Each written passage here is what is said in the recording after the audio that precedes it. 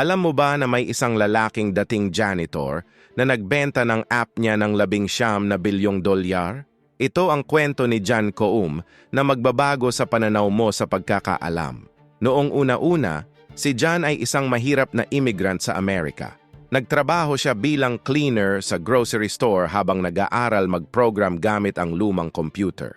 Pero hindi siya naging mayaman dahil sa swerte. May ginawa siyang strategy na tinatawag nating knowledge arbitrage. Ang ginawa niya, hinanap niya yung mga skills na valuable pero hindi pa alam ng marami. Una, nagmaster siya ng programming noong hindi pa uso. Pangalawa, naunawaan niya ang mobile technology bago pa ito sumikat. Pangatlo, nakita niya na kailangan ng mga tao ng simple messaging app.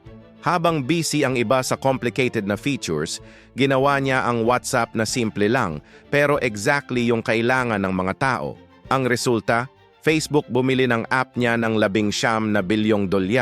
Ang pattern niya ay simple.